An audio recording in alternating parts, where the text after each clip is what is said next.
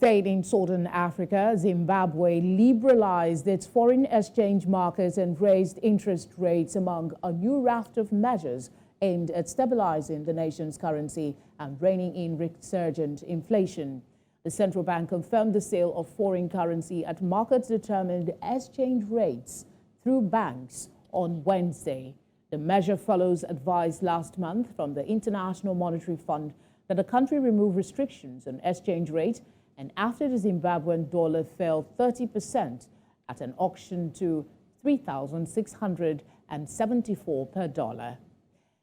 Comrade Treasure Basopo, a Zimbabwean economist, joins me from Harare for more on this. Thank you very much for giving us your time. What are the main factors contributing to the continued depreciation of the Zimbabwean dollar against the US dollar? Oh, thank you very much, News Central TV, for demonstrating interest in covering the Zimbabwean economic situation. I think there's been a lot of challenges surrounding the Zimbabwean economic situation, in particular the currency issue. And it's also a situation that has been aggravated by a massive the interplay of lack of political confidence within the leadership, and of course incompetence on the part of the government. How does the rapid depreciation of the Zimbabwean dollar impact the country's economy and, of course, its citizens? As you are aware that this is not the first experience of the Zimbabwean economy to be facing such a catastrophic economic, inflationary rise. You are aware that at some point in time, the Zimbabwean economy had to be dollarized. I think that was in 2009, after the formation of the government of national unity in 2008, simply because the economy had failed. And I think our highest inflation rate had reached to, I think that was 6.5 quintillion and November decillion, a number that has never been seen, which means 65 with 12 zeros ahead of it. So many zeros had been slashed. We are back in 2019. The Zimbabwean economy, the Zimbabwean leadership, they said that they were going to begin to print money, which was a reverse of the dollarization process which had taken in 2008. But because of lack of the confidence with the people and lack of consensus, if you remember 2019, I think they announced in June that they're going to introduce a national currency, and by July the inflation had already reached 175%. By March of 2020, inflation had reached 500. Right now, as we are speaking, we are already back to where we were in 2008, where people are taking bags and wheelbarrows, having large sums of money, and the money that they are purporting to be money is violating all principles and characteristics of what is supposed to be money. It's not. It cannot store value. That thing that they're giving us, they're imposing it on the people. It is not bankable. It's not portable. And it's affecting the people in so many ways, including the business and the ordinary person.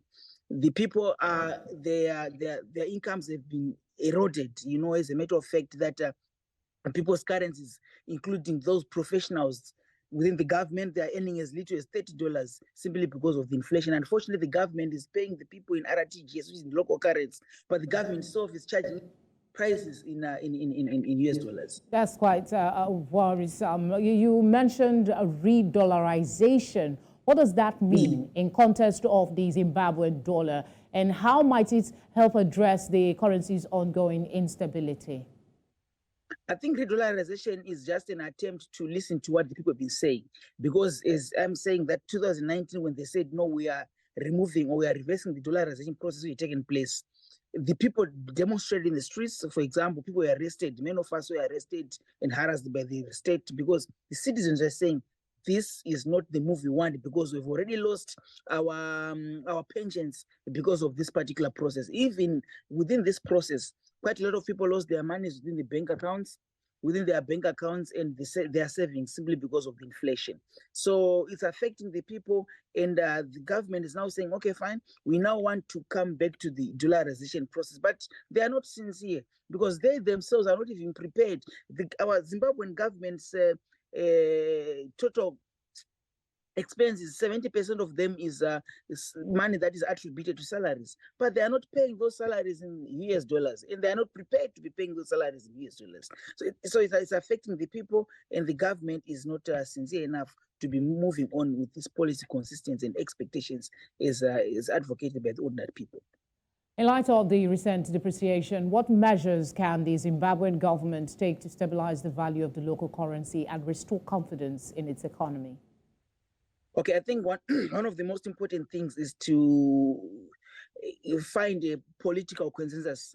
Politically, it's not before we get to the economic instruments and economic measures. There's need for political consensus within the people of Zimbabwe, in particular within the opposition forces, within the largest stakeholders, that is the churches, the students, the opposition, the parliamentarians. Right now, as I'm speaking, there's massive repression. Students are incarcerated in Chikurubi maximum prison.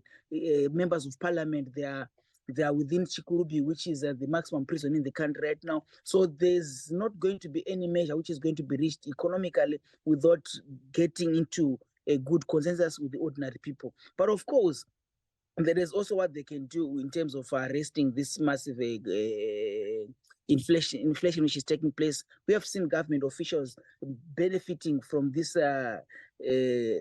dollarization process, where we saw the vice president himself participating in quasi-fiscal activities where they were printing money, giving their runners in the streets. The runners would buy hard currency, which is US dollars, and the government officials would be using the central bank to just print the money, and that increases demand supply in the country, and obviously that's inflationary. So all these lack of discipline, corruption, incompetence must be arrested.